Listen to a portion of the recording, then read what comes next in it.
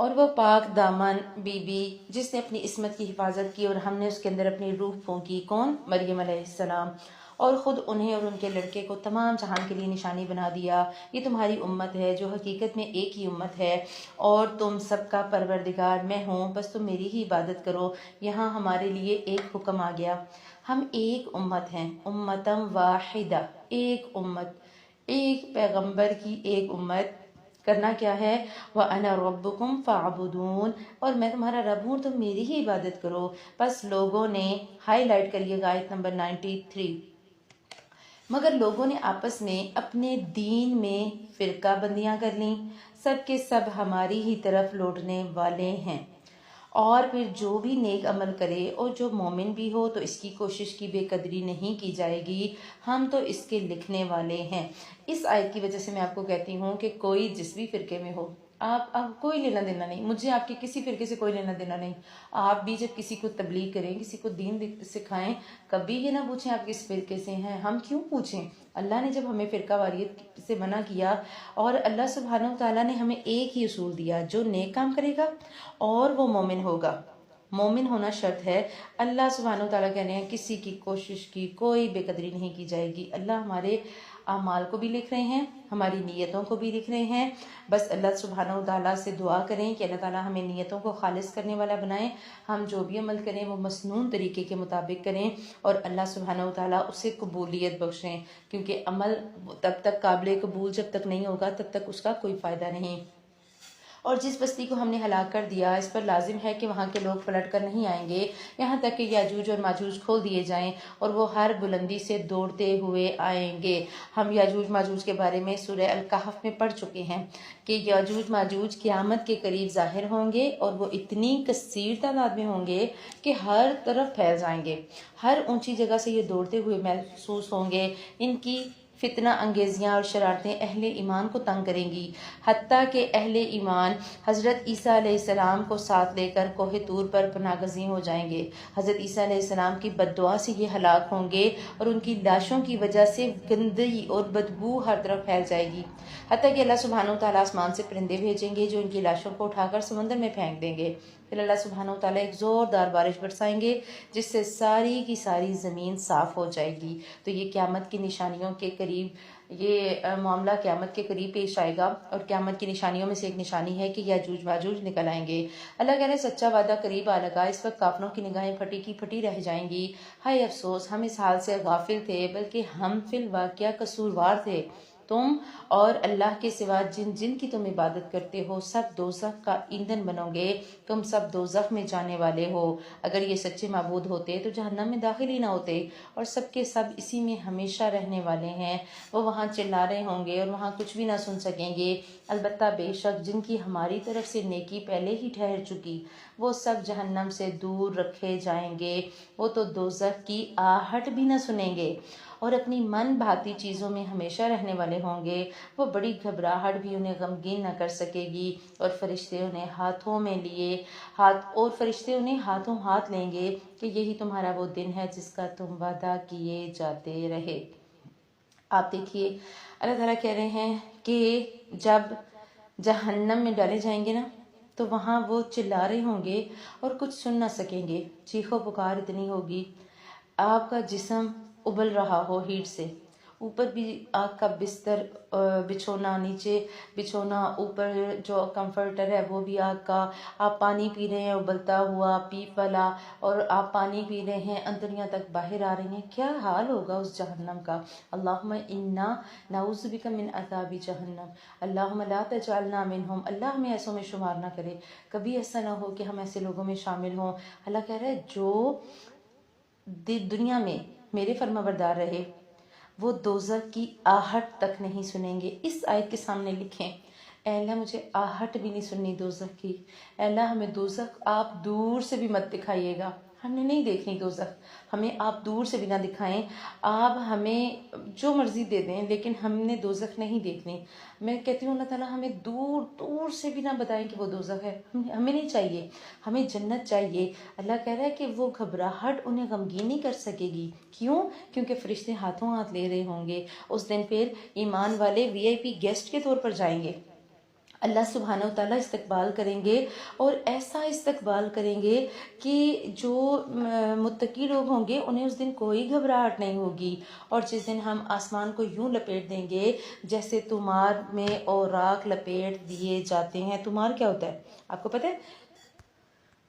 کوئی کسی چیز کو آپ سکرول کر دیں، ایک پیج تھا، آپ نے اس کو رول کر دیا، جیسے آپ چارٹ کو رول کر لیتے ہیں، اخبار رول کر لیتے ہیں، یا کوئی کاپی یا رجسٹر جس میں آپ نے جو چیزیں لکھنی ہوتی ہیں لکھتے ہیں اور ٹھپ سے رجسٹر کو بند کر کے لپیٹ دیتے ہیں۔ اللہ کرے ہم ایسے ہی آسمان کو لپیٹ دیں گے، جیسے ہم نے اسے پہلی دفعہ پیدا کیا اسی طرح دوبارہ کریں گے۔ یہ ہمارے ذمے ہے اور ہم ضرور ایسا کریں گے۔ ہم زبور میں نصیحت کے بعد یہ لکھ چکے کہ زمین کے وارث میرے نیک بندے ہی ہوں گے۔ عبادت گزار بندوں کے لیے تو اس میں بڑا پیغام ہے۔ سوچیں آپ نے پیغام لیا، قرآن پیغام دے رہا ہے آپ کو اور مجھے، اللہ کا پیغام ہے اس رمضان کیا کہ عبادت گزار بندہ بنو، نیک بندے بنو اگر تمہیں زمین کی وراثت چاہیے۔ اور ہم نے آپ کو تمام جہان والوں کے لیے رحمت بنا کر بھیجا۔ کہہ دیجئے کہ میرے پاس تو وحی کی جاتی ہے کہ تم سب کا معبود ایک ہی ہے، تو کیا تم بھی اس کی فرما برداری کرنے والے ہو؟ اگر یہ منہ موڑ لیں تو کہہ دیجئے میں نے تو تمہیں خبردار کر دیا، مجھے علم نہیں کہ جس کا وعدہ تم سے کیا جا رہا ہے وہ قریب ہے یا دور۔ اللہ کے نبی صلی اللہ علیہ وسلم نے کہا مجھے بھی قیامت کا علم نہیں ہے۔ البتہ اللہ تعالیٰ کو تو کھلی اور ظاہر وہ ساری باتیں جانتا ہے، اور جو تم چھپاتے ہو وہ اسے بھی جانتا ہے۔ مجھے اس کا علم بھی نہیں۔ ممکن ہے یہ تمہاری آزمائش ہو اور ایک وقت مقرر تک کا فائدہ اٹھانا ہے۔ خود نبی نے کہا، کیا کہا؟ رب احکم بالحق، اے رب انصاف کے ساتھ فیصلہ فرما، اور ہمارا رب بڑا مہربان ہے جس سے مدد طلب کی جاتی ہے ان باتوں پر جو تم بیان کرتے ہو۔ اللہ سبحانہ و تعالیٰ کا وعدہ حق ہے، سچ ہے۔ جو دین پر قائم رہے گا اس کو دعا کی بھی ضرورت ہے۔ جب نبی کہہ رہے ہیں، دعا کر رہے ہیں کہ اے رب انصاف کے ساتھ فیصلہ فرما، تو آپ کو اور مجھے بھی دین پر اگر جمنا ہے تو ہمیں اللہ سبحانہ و تعالیٰ سے دعاؤں کے ذریعے مدد مانگنی ہوگی۔ آگے سورہ شروع ہو رہی ہے، سورہ حج، مدنی صورت ہے، اس میں 78 آیات ہیں اور 10 رکوع ہیں۔ بسم اللہ الرحمن الرحیم۔ یا ایہا الناس اتقوا ربکم، لوگو اپنے پروردگار سے ڈرو۔ ان زلزلۃ الساعۃ شیء عظیم، بے شک قیامت کا زلزلہ بہت بڑی چیز ہے۔ قیامت کس دن آئے گی؟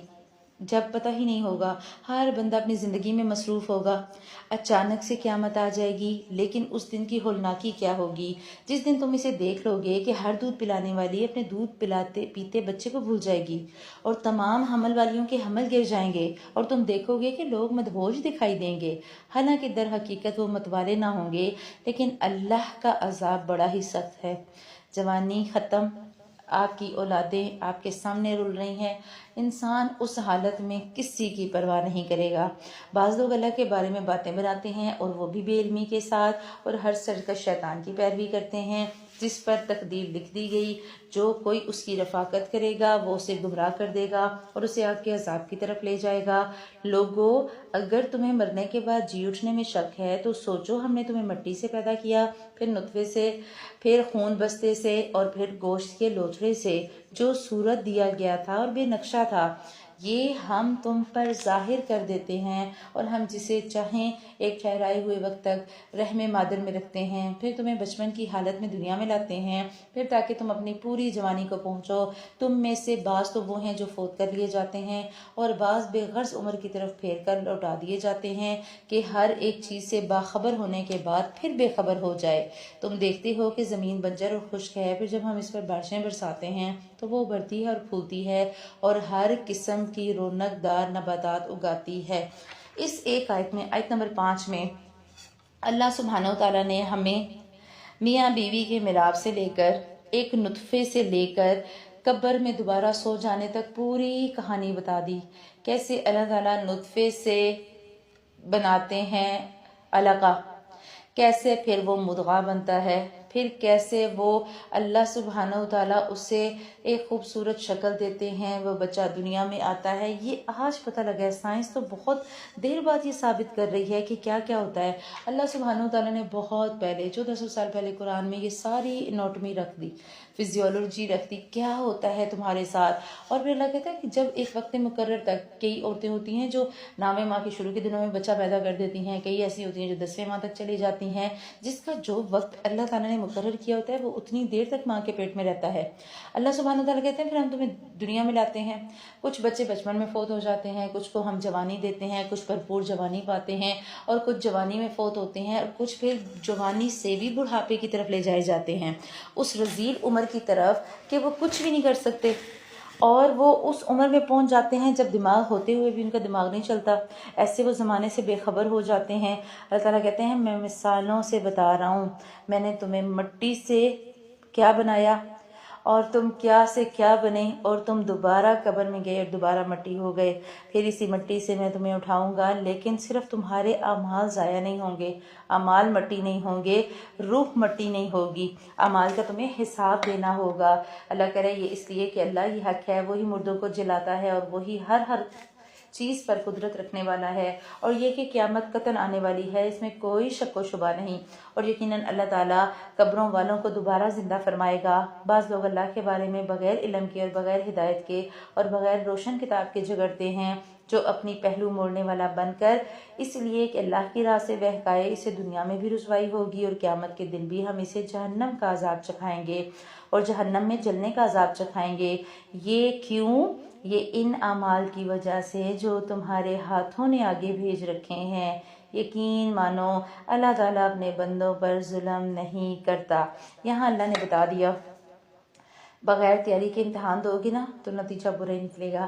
آپ کو جب پتہ لگتا ہے آپ کے بچے کا پیپر ہے، اس کی ڈیٹ شیٹ آ جاتی ہے، آپ کیا کرتے ہیں؟ اس کی تیاری تیز کروا دیتے ہیں. ایسے ہی ہوتا ہے نا. ہمیں پتہ لگ جائے ہمارے خاندان کی شادی قریب آ جاتی ہے تو شروع میں تو ہم ڈھیلی ڈھالی تیاری کر رہے ہوتے ہیں، جب ڈیٹ کنفرم ہو جاتی ہے ہماری تیاریاں تیز ہو جاتی ہیں. اگر ایک بندے کو پتہ ہو کہ اس کی موت کا وقت مقرر ہے اور اس کی موت کبھی بھی آ سکتی ہے، تو آپ سوچیں کہ ہماری موت کی تیاری کیوں تیز نہیں ہوتی؟ کیوں نہیں ہمیں موت کا فکر اور دھڑکا لگتا؟ شاید اس لیے کہ ہمیں پتہ ہے کہ ہمیں موت نہیں آئے گی. ہم اگر اعمال اپنے اچھے کر لیں تو ہمیں پتہ ہونا چاہیے کہ اعمال اچھے کرنے سے اللہ سبحانہ و تعالی ہمیں اچھا اجر اور اچھی جزا دیں گے. تو اللہ تعالیٰ کہہ رہے ہیں میں تو اپنے بندوں پر بالکل ظلم نہیں کرتا. ہاں بعض لوگ ایسے بھی ہیں کہ ایک کنارے پر کھڑے ہو جاتے ہیں اور وہاں ایک کنارے پر کھڑے ہو کے اللہ کی عبادت کرتے ہیں. اگر کوئی نفع مل گیا تو دلچسپی لینے لگتے ہیں، اور اگر کوئی مصیبت آ گئی تو اسی وقت منہ پھیر لیتے ہیں. انہوں نے دونوں جہان کا نقصان اٹھایا. واقعی یہ کھلا نقصان ہے. ایک کیفیت ہے، اللہ سبحانہ وتعالیٰ اس کیفیت کو بیان کر رہے ہیں کہ ایک ایسا شخص جو دین کے بارے میں شک و شبے کا شکار ہے، اسے دین پر استقامت نصیب نہیں. دنیا کا مفاد ملے تو دین کی طرف چلنے لگ جاتا ہے، لیکن جو جب دیکھتا ہے کہ دنیا میں نقصان ہو رہا ہے تو وہ دین کو چھوڑ دیتا ہے. ہم نے اپنا جائزہ لینا، ہم نے ایسا نہیں بننا، ہم نے دین پر جمنا ہے. اگر ہم دین پر جمیں گے، بعض دفعہ کیا ہوتا ہے ایک آزمائش آتی ہے اور سارے کا سارا کچھ دھل جاتا ہے اور پھر انسان حقیقت میں نکل آتا ہے. لیکن جو اللہ کا سچا مومن ہوگا وہ ایک آزمائش کے ایک چھینٹے سے تو اللہ تعالیٰ کا رنگ اس پہ ایسا چڑھا ہوگا کہ پھر وہ صبغۃ اللہ ہم نے جو پہلے پارے میں پڑھا تھا نا، پھر اللہ کا رنگ دھلے گا نہیں. پھر اللہ سبحانہ وتعالیٰ ہمیں کہہ رہے ہیں کہ جب اسلام میں آؤ تو پورے کے پورے، ہم نے پیچھے پڑھا نا ادخلوا فی السلم کافہ، اسلام میں پورے کے پورے داخل ہونا ہے. اسلام کی ہر بات ماننی ہے. یہ نہیں کہ صرف آپ کنارے پہ کھڑے ہو جائیں، جو دل مانے وہ کر لیں، جو نہ دل مانے اس کو چھوڑ دیں. نہیں، اگر ہم ایسا کریں گے تو نقصان ہمارا ہی ہوگا. آگے اللہ سبحانہ وتعالیٰ نے بتایا کہ ایمان والوں اور نیک اعمال کرنے والوں کے لیے تو اللہ تعالیٰ لہریں لیتی ہوئی نہروں والی جنتوں میں لے جائے گا. سوچیں کوئی پیارا سا آپ کو واٹر فال جو آپ کو بہت پسند ہو، ایک ایسا گرینری والا ایریا جس میں کوئی بہت پیارا سا واٹر فال ہو اور آپ اس میں جانا چاہیں اور آپ اس میں رہنا یا اس میں رکنا پسند کریں. اللہ کہہ رہے ہیں میں ایسی لہریں لیتی ہوئی نہروں والی جنتوں میں لے جاؤں گا. اور جو اللہ ارادہ کرتا ہے وہ کر کے ہی رہتا ہے. اللہ سبحانہ وتعالیٰ تو ہمیں بار بار پیغام دے رہے ہیں. آیت نمبر 16 دیکھیں، ہم نے اسی طرح اس قرآن کو واضح آیتوں میں اتارا ہے، جسے اللہ تعالیٰ چاہے ہدایت نصیب فرماتا ہے. ایماندار اور یہودی اور صابی، نصرانی اور مجوسی اور مشرکین، ان سب کے درمیان قیامت کے دن خود اللہ تعالیٰ فیصلہ کر دے گا۔ اللہ تعالیٰ تو ہر چیز پر گواہ ہے۔ آج ہم بعض دفعہ حقیقت ہمیں پتہ چل جاتی ہے، ہمیں ایک عمل کا پتہ لگ جاتا ہے اور صرف ہم فرقہ واریت کی وجہ سے اس عمل کو کرنے سے ہچکچاتے ہیں۔ اللہ فیصلے کرے گا ہم سب کے درمیان، ہمیں نہیں پتہ کون جنت میں جائے گا، اللہ فیصلہ کرے گا۔ ہم نے اخلاص کے ساتھ، اچھی نیت کے ساتھ اللہ کے آگے سجدہ کرنا ہے۔ کیا تم دیکھ نہیں رہے کہ اللہ کے سامنے سارے سجدے میں ہیں، سب آسمان والے اور سب زمین والے، اور سورج اور چاند اور ستارے اور پہاڑ اور درخت اور جانور اور بہت سے انسان بھی۔ اللہ نے یہ نہیں کہا سارے انسان، کیونکہ سارے انسان تو سجدہ کرتے ہی نہیں، ساروں کی تو عقلیں ختم نہیں ہوتی ہیں۔ اللہ کہہ رہا ہے بہت سے انسان بھی کرتے ہیں وہ سجدہ جو اطاعت کا بھی ہوتا ہے اور عبادت کا بھی ہوتا ہے، جس میں ہم اللہ تعالیٰ کی رضا پر راضی رہنا سیکھتے ہیں۔ ہاں بہت سے وہ بھی ہیں جن پر عذاب کا مقولہ ثابت ہو چکا۔ جسے اللہ ذلیل کر دے اسے کوئی عزت دینے والا نہیں، اللہ جو چاہتا ہے وہ کر دیتا ہے۔ یہ دونوں اپنے رب کے بارے میں اختلاف کرنے والے ہیں، پس جس نے نافرمانی کی ان کے لیے تو آگ کے کپڑے تیار کیے جائیں گے اور ان کے سروں کے اوپر سے سخت کھولتا ہوا پانی بہایا جائے گا۔ آپ سوچیں ابلتے پانی سے آپ شاور لے سکتی ہیں؟ اللہ کہہ رہا ہے ابلتا پانی سروں کے اوپر سے بہایا جائے گا۔ اللہم اجرنا من النار، اللہ ہمیں آگ کے عذاب سے بچائے، جس سے ان کے پیٹ کی سب چیزیں اور کھالیں گلا دی جائیں گی، اور ان کی سزا کے لیے لوہے کے ہتھوڑے ہیں۔ یہ جب بھی وہاں کے غم سے نکل بھاگنے کا ارادہ کریں گے وہیں لوٹا دیے جائیں گے اور کہا جائے گا وَذُوقُوا عَذَابَ الْحَرِيقِ، جلنے کے عذاب کا مزہ چکھو۔ اللہم اجرنا من النار، ایسی آیات پہ دعا کیا کریں دل سے، اللہ ہم تیرے ان عذابوں کو سہنے کی طاقت نہیں رکھتے، ہمارا تو یہ اتنا سہولتوں اور نعمتوں میں رہنے والا جسم ہے، ہم تو ذرا سی گرمی اور ذرا سی سردی برداشت نہیں کر سکتے، میرے اللہ ہم کیسے آپ کی یہ سزائیں برداشت کریں گے؟ ہم مانتے ہیں آج سے پہلے ہم نے بڑے گناہ کیے، بس اس رمضان آپ ہمارے پچھلے گناہوں کو بخش دیجئے، ہماری پچھلی خطائیں معاف کر دیجئے۔ آئندہ ہم آپ سے وعدہ کرتے ہیں کہ آئندہ ہم اپنے آپ کو حد الامکان گناہوں سے بچائیں گے، تاکہ ایسی سزائیں کم از کم ہمارا مقدر نہ بنے۔ ایمان والوں اور نیک کام والوں کو اللہ تعالیٰ ان جنتوں میں لے جائے گا جن کے درختوں تلے سے لہریں لے رہی ہوں گی، جہاں سونے کے کنگن پہنائے جائیں گے اور سچے موتی بھی، وہاں ان کا لباس خالص ریشم کا ہوگا۔ آیت نمبر 24 کو ہائی لائٹ کریں۔ ان کو پاکیزہ بات کی رہنمائی کر دی گئی اور انہیں اللہ الحمید کی تعریف کی ہدایت کر دی گئی۔ اگر ایک گناہوں والے معاشرے میں رہتے ہوئے، جو ہمارے ارد گرد آج کل فتنوں کا دور ہے، اس فتنوں کے دور میں رہتے ہوئے اگر ہم قرآن کو پکڑ لیتے ہیں، اس مصحف کے ساتھ سنت تک پہنچ جاتے ہیں، تو اس کا مطلب ہے کہ ہماری پاکیزہ چیز کی طرف رہنمائی کر دی گئی، ہم نے ہدایت کو پا لیا۔ جبکہ جن لوگوں نے کفر کیا اور اللہ کی راہ سے روکنے لگے، اور اس حرمت والی مسجد سے بھی جسے ہم نے تمام لوگوں کے لیے مساوی کر دیا ہے، وہیں کے رہنے والے ہوں یا باہر والے، جو بھی ظلم کے ساتھ وہاں الحاد کا ارادہ کرے، ہم اسے دردناک عذاب دیں گے۔ چاہے کوئی مسجد حرام میں بھی چلا گیا اور وہ وہاں جا کر بھی، مکہ میں جا کر بھی ٹھہرے، اور اس کے باوجود بھی اللہ سبحانہ وتعالیٰ کہہ رہے ہیں کہ اگر کوئی ظلم کرے گا تو ہم اسے عذاب دیں گے۔ اور جبکہ ہم نے ابراہیم کو کعبہ کے مکان کی جگہ مقرر کر دی، اس شرط پر کہ میرے ساتھ کسی کو شریک نہ کرنا، اور میرے گھر کو طواف اور قیام اور رکوع اور سجدہ کرنے والوں کے لیے پاک صاف رکھنا۔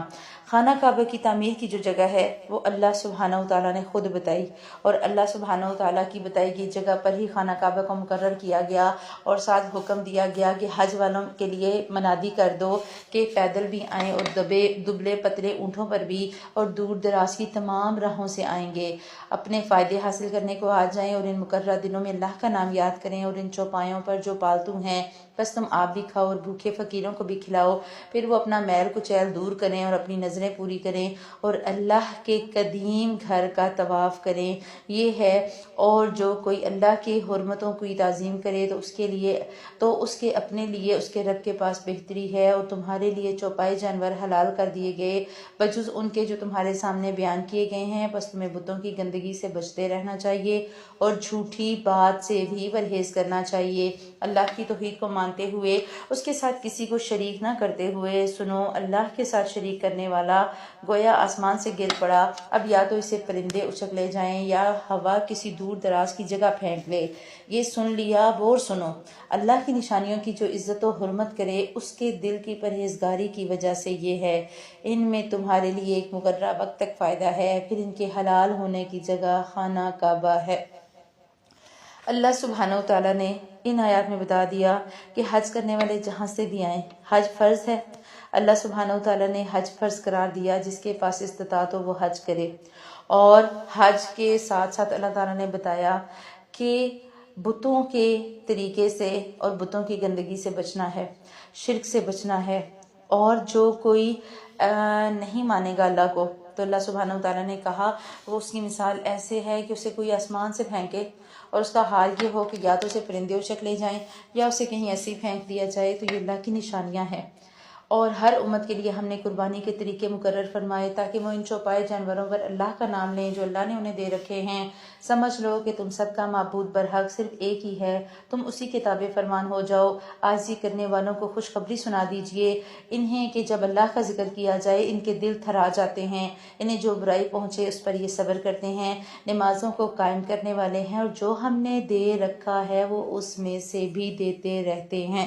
آیت نمبر 35۔ کتنے پیغامات اللہ تعالیٰ نے ایک ساتھ دے دیے۔ الذین اذا ذکر اللہ وجلت قلوبہم، دھڑکن تیز ہو جاتی ہے، جیسے زوردار دھماکہ ہوتا ہے نا، آپ کی ہارٹ بیٹ تیز ہو جاتی ہے۔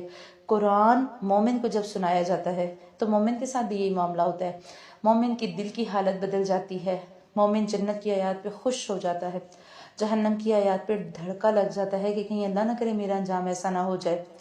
ہمیں سمجھ آ جاتا ہے کہ ہم نے کیا کرنا۔ اللہ کہہ رہے انہیں جو برائی پہنچے وہ صبر کرتے ہیں، اللہ نے آزمائش دے دی، صبر آ گیا، نماز قائم کرتے ہیں، اور جو اللہ نے دیا اس میں سے وہ خرچ کرتے ہیں، اور جو بھی دیا ہے، جو بھی میں سب کچھ شامل ہے۔ اللہ نے مال دیا، آپ مال اللہ کے لیے لگائیں، اللہ نے اولاد دی، اولاد لگائیں، اللہ تعالیٰ نے آپ کو کوئی صلاحیت دے دی، صلاحیت لگا لیں، جو جس لیول پہ نیکی کر سکتا ہے اسے چاہیے وہ کرے۔ قربانی کے اونٹ ہم نے تمہارے لیے اللہ کی نشانیاں مقرر کی، ان میں تمہیں نفع ہے، بس انہیں کھڑا کر کے ان پر اللہ کا نام لو، پھر جب ان کے پہلو زمین سے لگ جائیں اسے خود بھی کھاؤ، اور مسکین سوال سے رکنے والوں اور سوال کرنے والوں کو بھی کھلاؤ۔ اس طرح ہم نے چوپایوں کو تمہارے ماتحت کر دیا کہ تم شکر گزاری کرو۔ اللہ تعالیٰ کو قربانیوں کے گوشت نہیں پہنچتے، نہ ان کا خون، بلکہ اسے تو تمہارے دل کی پرہیزگاری پہنچتی ہے۔ اسی طرح اللہ نے ان جانوروں کو تمہارا مطیع کر دیا، تم اس کی رہنمائی کے شکریہ میں اس کی بڑائیاں بیان کرو اور نیک لوگوں کو خوشخبری بھی سنا دیجئے۔ سن رکھو، یقیناً سچے مومنوں کے دشمنوں کو خود اللہ تعالیٰ ہٹا دیتا ہے، کوئی خیانت والا ناشکرا اللہ کو ہرگز نہیں پسند۔ آیت نمبر 38۔ قربانی کی بات ہو گئی۔ اللہ تعالیٰ کہتے ہیں اللہ کو قربانی کا نہ گوشت پہنچتا ہے نہ خون، اللہ کو تو تقویٰ پسند ہے۔ اب ذرا سوچیں، ہمارے ہاں جب قربانی ہوتی ہے پہلا تو سوال یہ کیا جاتا ہے آپ قربانی کریں گے، یہ کریں گی؟ ہاں جی کریں گے۔ اچھا جانور آ گیا؟ نہیں آیا۔ حصہ ڈال دیا؟ نہیں ڈالا۔ اچھا حصہ ڈالیں گی، کتنے والا ڈالیں گی؟ اچھا کتنے تک کا آپ جو ہے وہ جانور لائیں گی؟ اچھا بکرا کیسا لائیں گی؟ اچھا خیر سے بکرا آ بھی گیا یا جانور آ گیا، پھر اس جانور پہ کبھی کالا ٹکا لگا ہوگا، کبھی اورنج کلر کی ہلدی، اور کبھی یلو رنگ لگا ہوگا۔ مجھے یہ یلو رنگ دیکھ کے نا مجھے لگتا ہے کہ ہم چونکہ ہندوؤں کے قریب رہے نا، ہم میں ساری ان کے ولیاتیں آ گئی۔ وہ گائے کی عبادت کرنے سے پہلے جیسے اسے سجاتے سنوارتے تھے نا، آج ہم نے قربانی کے لیے بھی وہی رنگ اپنانے شروع کر دیے۔ ایک قربانی کے لیے آپ جانور لائے ہیں اور اس جانور کے اوپر مہندی سے عید مبارک لکھنے کی کون سی تک بنتی ہے؟ آپ اوپر لکھ رہے ہیں عید مبارک، اور بچے اسے لے کے پورے محلے کا چکر لگا رہے ہوتے ہیں، شاید لوگوں کو یہ بتانے کے لیے کہ اس دفعہ ہم تو بڑا تگڑا جانور کر رہے ہیں۔ ایسا نہیں کریں۔ اللہ سبحانہ و تعالیٰ کو نہ گوشت پہنچنا، نہ اللہ تعالیٰ کو ہماری وہ خون پہنچنا۔ اللہ کو تو ہمارا تقویٰ چاہیے۔ ہم جتنے تقوی کے ساتھ نیکی کریں گے، آپ نے بڑے سے بڑا جانور، مہنگے سے مہنگا جانور کیا، آپ نے اسٹیٹس پہ لگا دیا اور پھر اس کے ریٹ مینشن کر دیے، اور جب قربانی ہوئی تو آپ کے گھر سے 4 غریبوں کو بھی گوشت نہ ملا، آپ کا اپنا فریزر بھرا، تو کیا فائدہ اس قربانی کا؟ اللہ کو تو گوشت نہیں چاہیے تھا، اللہ کو تو وہ خون نہیں چاہیے تھا، اللہ کو تو تقویٰ چاہیے تھا۔ عید کا مقصد یہ ہے کہ غریب تک گوشت پہنچے، اس شخص تک پہنچے جس نے قربانی نہیں کی۔ ہمارے یہاں کیا ہوتا ہے، ہم گوشت اسی کو دینا پسند کرتے ہیں کہ جواب میں جس کے گھر سے گوشت آئے. تو اس کنسیپٹ کو اس دفعہ ختم کریں. اس دفعہ جب آپ نے قربانی کرنی ہے تو کوشش کریں قربانی کا گوشت ان تک پہنچائیں جنہوں نے قربانی نہیں کی. آپ کوشش یہی کریں کہ حد الامکان حقدار تک گوشت جائے، اور تب ہی اللہ سبحانہ و تعالی ہمیں اجر دیں گے. اور پھر اللہ نے کہا یاد رکھو سچے مومنوں کے دشمنوں کو اللہ تعالیٰ خود ہی ہٹا دیتا ہے. آپ اور میں اگر دین پر جم جائیں گے نا، شروع میں شاید مشکل ہوگی، لیکن ایک وقت آئے گا اللہ تعالیٰ ہمارے ارد گرد ایسی مدد کی جو ہے صورتیں بنا دے گا کہ ہمارے دشمن خود بخود چھٹ جائیں گے. ان اللہ لا يحب كل خوان کفور. اللہ کو خیانت کرنے والا اور ناشکرا بالکل نہیں پسند. جو اللہ کے حق میں خیانت کرے. آپ نے قربانی کا گوشت، یہ دیکھیں قربانی کی آیات کے بالکل ساتھ ہی آیت آ گئی. آپ نے قربانی کی اور آپ نے سب کو بتایا ہم نے تو اتنا بڑا جانور کیا ہے، اور اگر غریب کوئی گوشت مانگنے آتا ہے اور آپ کہتے ہیں ہم نے سارا تقسیم کر دیا، ہم نے تو کچھ رکھا ہی نہیں. اللہ کہہ رہا ہے میں خیانت کرنے والے اور ناشکرے دونوں کو پسند نہیں کرتا. خیانت بھی نہیں کرنی، غریب کو اس کا حق پہنچائیں، اور ناشکری بھی نہیں کرنی. آپ یہ نہ کہیں میرے پاس نہیں ہے، آپ یہ نہ کہیں ہم نہیں دے سکتے، آپ کہیں کہ ہم نے جو دینا تھا وہ ہم دے چکے، ہم اب تقسیم کے بعد ہم نے صرف اپنی ضرورت کا رکھا ہے. پھر ٹھیک ہے. ہم بعض دفعہ الفاظ بھی ایسے استعمال کرتے ہیں کہ اچھی بھلی آئی ہوئی نعمت ہمارے ہاتھ سے چلی جاتی ہے. اگلا پیغام ہمارے لیے آیت نمبر 41. غور سے دیکھیں.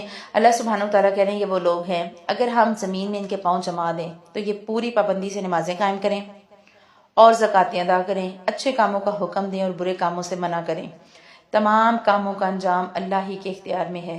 اللہ کہہ رہے جو اللہ کی خدمت میں لگ جائے گا نا، اللہ کے دین کی خدمت میں لگ جائے گا، اللہ سبحانہ و تعالیٰ پھر اس کا انجام اچھا کر دیں گے. اللہ تعالیٰ اسے رحمت میں داخل کریں گے.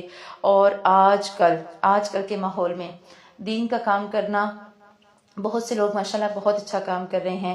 اور آج کی اس سوسائٹی میں جہاں لوگ صرف دنیا اور پیسہ کمانے میں مصروف ہیں، ایسے میں کسی کے دل تک آپ اگر دین پہنچا دیتے ہیں، کسی کے دل میں آپ کی وجہ سے اگر قرآن اتر جاتا ہے تو یہ بہت بڑی بات ہے، اور ہمیں اسی کی کوشش کرنی ہے. اگر یہ لوگ آپ کو جھٹلائیں تو کوئی تعجب کی بات نہیں. ان سے آپ سے پہلے نوح کی قوم اور عاد اور ثمود اور قوم ابراہیم اور قوم لوط اور مدین والے بھی اپنے اپنے نبیوں کو جھٹلا چکے، موسیٰ بھی جھٹلائے جا چکے.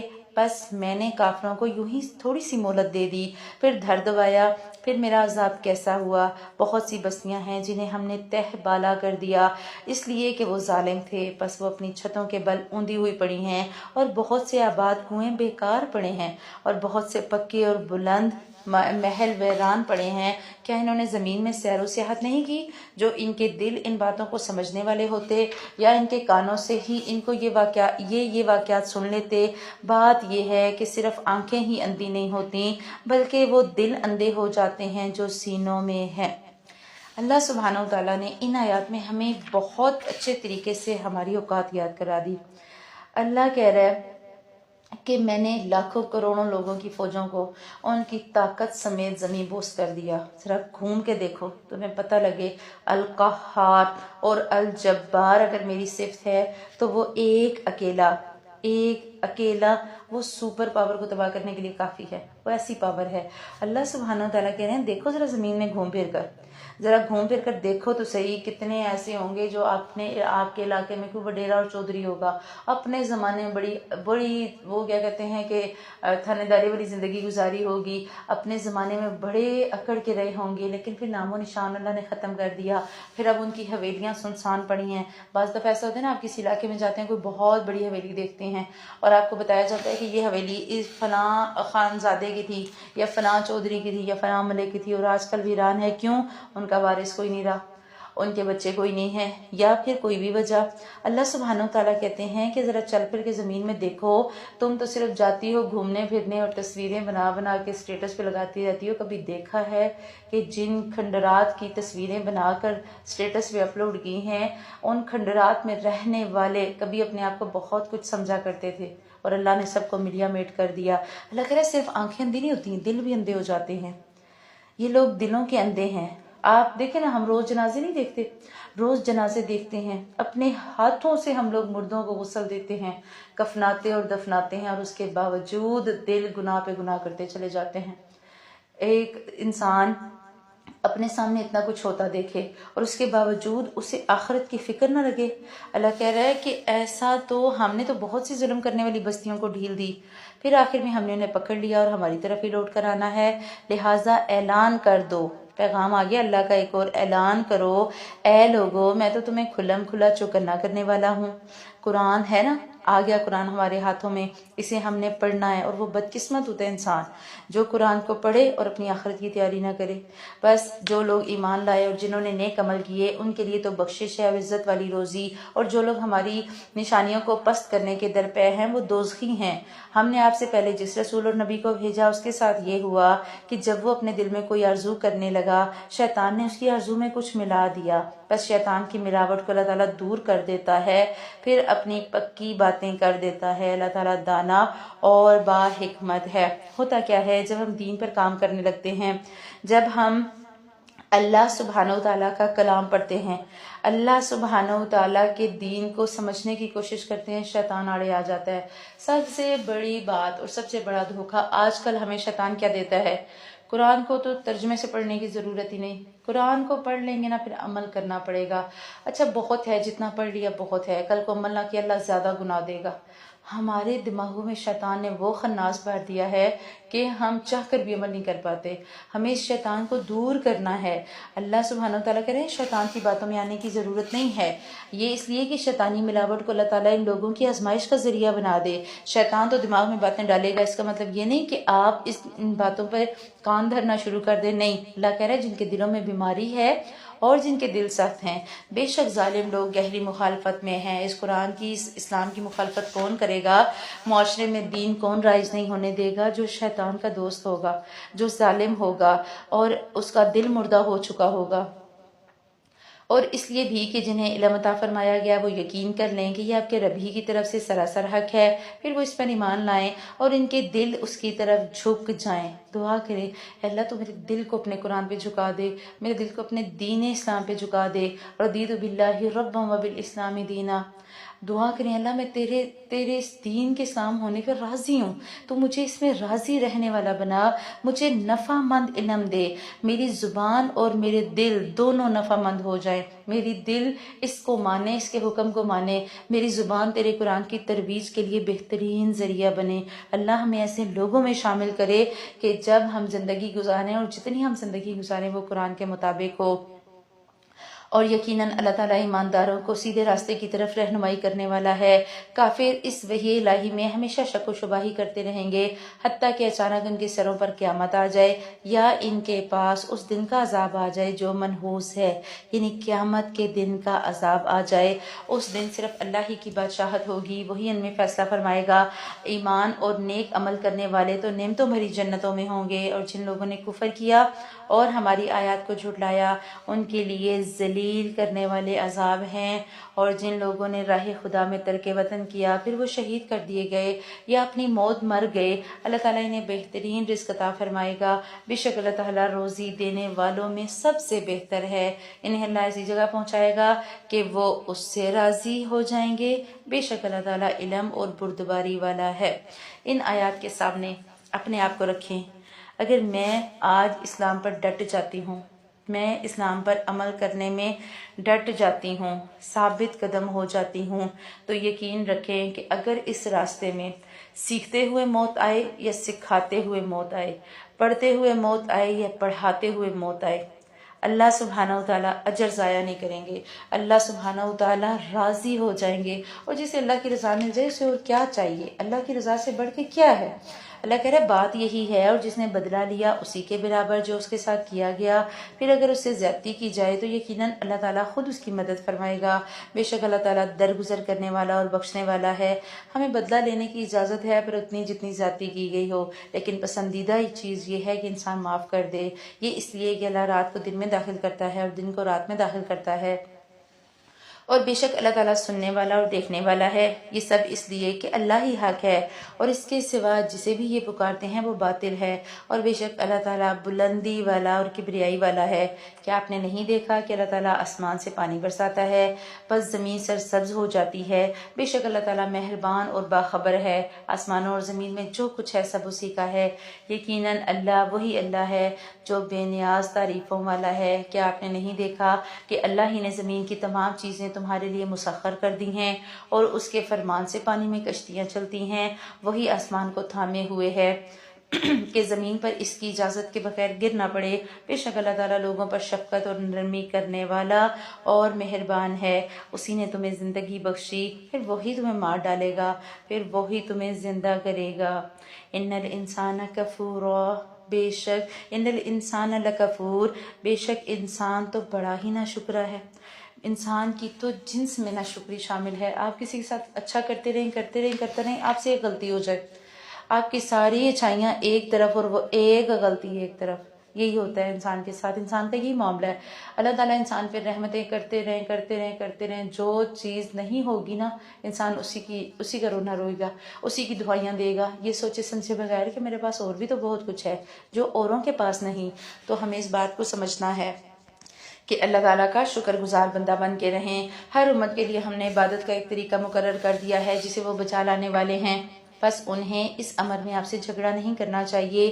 آپ اپنے پروردگار کی طرف لوگوں کو بلائیے، یقیناً آپ ٹھیک ہدایت پر ہیں۔ اللہ سبحانہ وتعالیٰ نے ہر ایک کو شریعت مختلف دی۔ اللہ سبحانہ وتعالیٰ کہہ رہے ہیں انسان کے عبادت کے طریقے بھی مختلف ہیں، آپ کو جو طریقہ بتایا گیا آپ اسی پر رہیں۔ پھر اگر یہ لوگ آپ سے الجھنے لگیں تو آپ کہہ دیں تمہارے اعمال سے اللہ بخوبی واقف ہے، بے شک تمہارے سب کے اختلاف کا فیصلہ قیامت کے دن اللہ تعالیٰ خود کرے گا۔ کیا آپ نے نہیں جانا کہ زمین و آسمان کی ہر چیز اللہ کے علم میں ہے؟ یہ سب کچھ لکھی ہوئی کتاب میں محفوظ ہے۔ اللہ پر تو یہ امر بالکل آسان ہے۔ اللہ سبحانہ وتعالیٰ نے سب کچھ لکھ دیا۔ اللہ سبحانہ وتعالیٰ کے بارے میں آتا ہے، صحیح مسلم میں ایک روایت ملتی ہے کہ اللہ تعالیٰ نے زمین اور آسمان کے پیدا کرنے سے 50,000 پہلے سب کچھ لکھ دیا، ساری مخلوقات کی تقدیریں لکھ دی اس وقت جب کہ اس کا عرش پانی پر تھا۔ اللہ تعالیٰ نے سب کچھ لکھ دیا۔ اور اسی طرح ایک اور روایت ملتی ہے، اللہ کے نبی صلی اللہ علیہ وسلم نے فرمایا کہ اللہ تعالیٰ نے سب سے پہلے قلم کو پیدا فرمایا اور پھر اسے کہا اکتب، لکھو۔ اس نے کہا مکتوب، میں کیا لکھوں؟ اللہ تعالیٰ نے کہا جو کچھ ہونے والا ہے سب کچھ لکھ دو۔ لہٰذا اس نے جو کچھ ہو چکا تھا اور جو کچھ قیامت تک ہونا تھا سب لکھ دیا، سب کچھ لکھا جا چکا ہے۔ لہٰذا ہمیں اپنے عمل پہ توجہ دینی ہے۔ جب ان کے سامنے ہمارے کلام کی کھلی ہوئی آیات کی تلاوت کی جاتی ہے تو آپ کافروں کے چہروں پر ناخوشی کے صاف آثار پہچان لیتے ہیں۔ وہ تو قریب ہوتے ہیں کہ ہماری آیتیں سنانے والوں پر حملہ کر بیٹھیں۔ کہہ دیجئے کیا میں تمہیں اس سے بھی زیادہ بدتر خبر نہ دوں؟ وہ آگ جس کا اللہ نے کافروں سے وعدہ کیا ہے اور وہ بہت بری جگہ ہے۔ آپ ذرا یہاں پر ایک لمحے کے لیے سوچیں کہ میرے سامنے تلاوت لگی ہے، میں تلاوت کتنی دیر سن سکتی ہوں؟ میرے سامنے کوئی اسلامک چیز لگی ہے، کوئی بیان ہے، کسی بھی اسکالر کا بیان ہے، میں وہ کتنی دیر سننے کی استطاعت رکھتی ہوں؟ اور میرے سامنے کوئی ڈرامہ چل جائے میں کتنی دیر اس کو دیکھ سکتی ہوں؟ ہر بندہ اپنے آپ سے پوچھے۔ اگر آپ کے سامنے کوئی مارننگ شو لگا ہے، وہ 3 گھنٹے کا مارننگ شو ہے، اور کیا آپ ایک سٹیج میں بیٹھ کے وہ 3 گھنٹے دیکھ سکتی ہیں؟ اور کیا سورۃ البقرہ آپ نے چلائی اور پورے 2.5 گھنٹے کی سورۃ البقرہ تھی، 2.5 پارے کی سورۃ البقرہ تھی جسے مکمل ہونے میں 1.5 گھنٹہ لگ گیا، کیا میں وہ 1.5 گھنٹے پوری سورۃ البقرہ سن سکتی ہوں؟ ہر بندہ اپنے آپ سے پوچھے کہ میں کیا ایسا کر سکتی ہوں؟ کیا میں اللہ کی آیات کو سننے کا اتنا حوصلہ رکھتی ہوں؟ کیا یہ میرا عمل بھی تو ان کافروں کی طرح نہیں تھا کہ میں تھوڑا سا سنتی ہوں، میں کہتی ہوں ہاں قرآن تو سنا ہوا ہے، چلو میں کچھ اور دیکھ لوں، میں کوئی ڈرامے دیکھ لوں، میں کوئی ٹاک شو ہی دیکھ لوں، میں کسی اور کی کہانی سن لوں؟ نہیں، ہمیں ہر بندے نے اپنا جائزہ لینا۔ اللہ کہہ رہا ہے کہ لوگوں ایک مثال بیان کی جا رہی ہے، ذرا کان لگا کے سنو۔ اللہ پیغام دے رہا ہے، سنو ذرا ایک دفعہ۔ اللہ کے علاوہ جن جن کو تم پکارتے ہو وہ تو ایک مکھی بھی پیدا نہیں کر سکتے، گو وہ سارے کے سارے ہی جمع ہو جائیں، بلکہ اگر مکھی ان سے کوئی چیز لے کر بھاگ جائے تو یہ اسے چھین بھی نہیں سکتے۔ بڑا بودا ہے طلب کرنے والا اور بڑا بودا ہے وہ جس سے طلب کیا جا رہا ہے۔ انہوں نے تو اللہ کے مرتبے کے مطابق اس کی قدر ہی نہیں جانی۔ اللہ تعالیٰ تو بڑی ہی زور قوت والا اور غالب اور زبردست ہے۔ میں جب بھی سائٹ پہ آتی ہوں نا تو مجھے اللہ تعالیٰ کی اس مثال پہ بہت پیار آتا ہے۔ یہ حقیقت ہے کہ مکھی کوئی چیز لے کر اڑ جائے، ہم اس مکھی کے پیٹ سے کیا وہ نکال سکتے ہیں؟ آپ نے چائے رکھی، مکھی اس میں سے چھوٹی سی چسکی لے کے چلی جاتی ہے، چائے ٹھنڈی تھی، اب یہ نہ کوئی کہے کہ گرم ہوتی تو مکھی ماری جاتی، مثال دینے کے لیے سمجھا رہی ہوں۔ آپ نے کوئی مشروب رکھا، مکھی اس میں سے تھوڑا سا چک کے چلی گئی، پہلی تو بات یہ ہم مکھی پکڑ ہی نہیں سکتے، اگر ہم مکھی پکڑ بھی لیں تو جو اس نے لیا ہم اس کے منہ سے کیسے واپس نکالیں گے؟ تو ہمارے لیے اس مثال میں بہت بڑا سبق ہے اگر ہم سمجھیں۔ اللہ کہہ رہا ہے ما قدر اللہ حق قدری، انہوں نے تو اللہ کی ویسی قدر ہی نہیں جانی جیسا قدر کرنے کا حق تھا۔ ہمیں تو اللہ تعالیٰ کی قدر کرنی تھی، اللہ تعالیٰ کے ساتھ شرک کو تو کسی صورت ہم نے برداشت نہیں کرنا۔ ہم نے اپنا جائزہ لینا ہے، ہماری زندگیوں میں برائے نام کہیں پر بھی اصغر بھی شرک نہ ہو، کچھ بھی نہ ہو۔ اللہ کہہ رہے ہیں فرشتوں میں سے اور انسانوں میں سے پیغام پہنچانے والوں کو اللہ چھانٹ ہی لیتا ہے، بے شک اللہ تعالیٰ سننے اور دیکھنے والا ہے۔ آیت نمبر 75، اس کے آگے اپنے قرآن میں لکھیں اے اللہ آپ مجھے بھی خالص کر کے چھانٹ لیں، مجھے بھی چن لیں۔ اللہ یستفی، اللہ چن لیتا ہے۔ آپ اللہ سے دعا کریں اس آیت کے سامنے، اللہ مجھے چن لے اپنے دین کے لیے، اپنے قرآن کے لیے۔ دین تو آپ اور میں دین کا کام نہ بھی کریں تو دین کی تو تبلیغ اللہ کسی سے بھی کروا لے گا، ہم دین کے لیے کچھ نہ کریں اللہ کسی سے بھی کروا لے گا۔ اگر ہم چنے گئے تو سراسر ہمارا فائدہ ہے، وہ بخوبی جانتا ہے جو کچھ ان کے آگے ہے اور جو کچھ ان کے پیچھے ہے، اور اللہ ہی کی طرف سب کام لوٹائے جاتے ہیں۔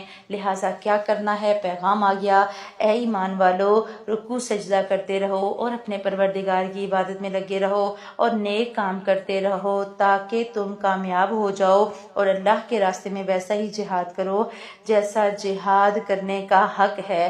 اسی نے تمہیں چن لیا ہے اور تم پر دین کے بارے میں کوئی تنگی نہیں ڈالی۔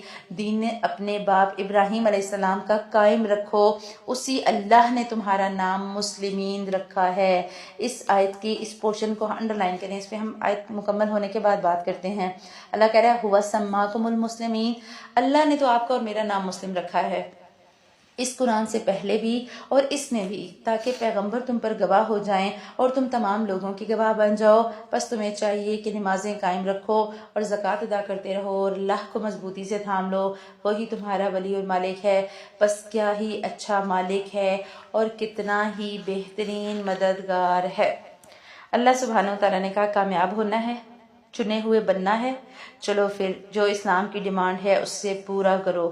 کیا ڈیمانڈ ہے؟ نماز بھی پڑھنی، عبادت بھی کرنی، نیک کام بھی کرنے، اور وجاہدوا فی اللہ حق جہادہ، اللہ کی راہ میں ویسے ہی جہاد کرو جیسا جہاد کرنے کا حق ہے۔ اللہ نے جو تمہیں وسائل دیے ان وسائل کے ذریعے اللہ کے کلمے کو بلند کرو، اللہ کے نام کو بلند کرو۔ اللہ نے ہمارے دین میں ہم پر کوئی تنگی نہیں ڈالی، اور اللہ نے کہا کہ میں نے تمہارا نام مسلم رکھا ہے۔ یہاں پر ہر بندہ اپنے گھر میں موجود مصحف کھول لے، کسی بھی فرقے کا قرآن ہے، کسی بھی فرقے کا قرآن ہے، یہ کسی بھی اس لیے کہہ رہی ہوں، آپ کو ہر قرآن میں عربی میں الفاظ ملیں گے، ہوا وہ، سماکم اس نے نام رکھا ہے تمہارا، المسلمین مسلم، اس نے تمہارا نام مسلم رکھا ہے۔ کوئی بریلوی نہیں، کوئی دیوبندی نہیں، کوئی اہل حدیث نہیں، کوئی اہل تشیع نہیں، کوئی جو ہے وہ سنی نہیں، کوئی وہابی نہیں، کچھ بھی نہیں۔ اللہ سبحانہ وتعالیٰ نے کہا کیوں نہیں سمجھتے تمہیں دین میں پورے کا پورا اگر داخل ہونا ہے تو تمہیں ان ناموں سے نکلنا ہوگا، تمہیں مسلم بننا ہوگا، تمہیں ایسا بننا ہوگا کہ تم اللہ کے دین کا نام لینے والے بنو۔ ہم سے تو اپنے ہی نام برداشت ہوتے، اچھا جی آپ کون ہیں؟ ہم جی مسلمان ہیں۔ ہم مسلمان تو ہیں، اس کے بعد کیا ہیں؟ یہاں اس آیت میں لکھا ہے کہ اللہ نے تمہارا نام مسلم رکھا ہے، بریکٹ میں مسلم کے بعد یہ بھی رکھا ہے، مسلم کے بعد بریلوی بھی رکھا ہے، مسلم کے بعد دیوبند بھی رکھا ہے، مسلم کے بعد اہل حدیث بھی رکھا ہے۔ نہیں، اللہ نے تو نام مسلم رکھا تھا۔ مسلم کا کیا مطلب؟ ہر کام مسلم، اللہ کا فرما بردار، اللہ کی فرما برداری کرنے والا۔ آپ نکاح کریں وہ سنت کے مطابق ہو، آپ شادی کریں وہ سنت کے مطابق ہو، ہماری پیدائش سے لے کے موت تک کا سفر اللہ تعالیٰ آسان کر دیں۔ اللہ تعالیٰ نے سارے سفر آسان رکھے۔ آج ہمارے لیے شادیوں میں شادی کے بعد جو رسومات نکل رہی ہیں، آپ دیکھیں بچہ ابھی پیدا نہیں ہوتا، اور کبھی بیبی شاورز ہو رہے ہوتے ہیں، کبھی نائٹ شاورز اور کبھی ڈے شاورز، سارے جہان کو بتایا جا رہا ہوتا ہے بچہ ہونے والا ہے۔ ایک وقت وہ بھی تھا، شاید میرے ساتھ بہت سے لوگ اتفاق کریں گے، کہ جب ہمارے بچے پیدا ہوئے اس وقت گھر کے مردوں کو بھی نہیں پتا ہوتا تھا، ہاسپٹل جا کر شوہر ساتھ جاتا تھا، ماں ساتھ جاتی تھی، اور بچہ ہو جاتا تھا تو خاندان میں پتہ لگتا تھا، اس سے پہلے تو کسی کو بتایا بھی نہیں جاتا تھا۔ اور آج اگر آپ کسی کو کہیں کہ آپ اپنے آپ کو کور کر کے رکھیں، بہت پہلے کی بات ہے، میرا اتفاق ہوا، ایک عورت کو میں نے بتایا، وہ گلے میں نے دوپٹہ ڈالا ہوا تو بہت ان کی کنڈیشن ورس سی تھی، تو میں نے انہیں سمجھایا، میں نے کہا آپ نا اپنی باڈی کو کور کر کے چلیں۔ انہوں نے مجھے پتا ہے کیا جواب دیا، وہ کہتی میرا حلال کا ہے، کون سا حرام کا ہے کہ میں چھپاتی پھروں۔ اور مجھے اس فکرے نے اس وقت، مجھے یہ فکرہ بہت عجیب سا لگا کہ انہوں نے ایسی بات کیوں کی۔ اور وہ اپنی جگہ، انہیں شیطان نے شاید ان کے دماغ میں ڈالا تھا کہ اگر حلال ہو تو آپ سب کو دکھا سکتے ہیں۔ نہیں، آپ کیوں دکھا سکتے ہیں؟ انسان میں فطری حیا بھی تو ہوتی ہے نا۔ حیا، فطری حیا کا تقاضا یہ ہے کہ آپ اپنے آپ کو، اپنی باڈی کو کور کر کے چلیں۔ اللہ نے ہمیں ان آیات میں بتا دیا کہ اللہ کو مضبوطی سے پکڑنا ہے۔ لا مقصود الا اللہ، لا مطلوب الا اللہ، اللہ کے مقصد سے بڑھ کر کچھ نہ ہو، اللہ کی طلب سے بڑھ کر کچھ نہ ہو، اور لا محبوب الا اللہ، اللہ کے علاوہ ہمیں کوئی محبوب ہونا ہی نہیں چاہیے۔ اللہ آپ کو مجھے دین سے ایسا جوڑے، ہم ہر حکم، اللہ کی خواہش، اللہ کے حکم کے مطابق کریں۔ ہمیں جو اللہ نے حکم دیا ہم اسی پر چلیں۔ ہم کیوں نہیں سمجھتے کہ اللہ کی مرضی کے مطابق چل کر ہی ہم کامیاب مومن بن سکتے ہیں؟ اللہ ہمیں ایسا بنا دے جیسا اللہ سبحانہ و تعالیٰ چاہتے ہیں، ہم چلتے پھرتے مومن نظر آ جائیں۔ وہ کسی نے کہا تھا نا کہ فنا اتنی ہو جاؤں میری ذات، میں تیری ذات میں یا اللہ، جو مجھے دیکھ لے اسے تجھ سے محبت ہو جائے۔ ہم چلتے پھرتے ایسی تصویر بن جائیں اسلام کی، ہمیں لوگ دیکھ کر اسلام سے محبت کرنے لگے۔ آج ہمیں اسلام تو چھوڑ، نان مسلم تو چھوڑ، مسلمان کو مسلمان سے محبت نہیں۔ اللہ سبحانہ و تعالیٰ ہمیں اس قرآن کی آیات پر چلنے والا باعمل مومن بنائے۔ دعا کریں، اللہم اجعل القرآن العظیم رفیقا لی فی الدنیا والآخرہ۔ اے اللہ، آپ اس قرآن عظیم کو میرا دنیا اور آخرت میں ساتھی بنا لیں۔ بارک اللہ لی ولکم فی القرآن الحکیم ونفعنی وإیاکم بآیات وذکر الحکیم۔ سبحانک اللہم وبحمدک، نشہد ان لا الہ الا انت، نستغفرک ونتوب الیک۔ السلام علیکم ورحمۃ اللہ وبرکاتہ۔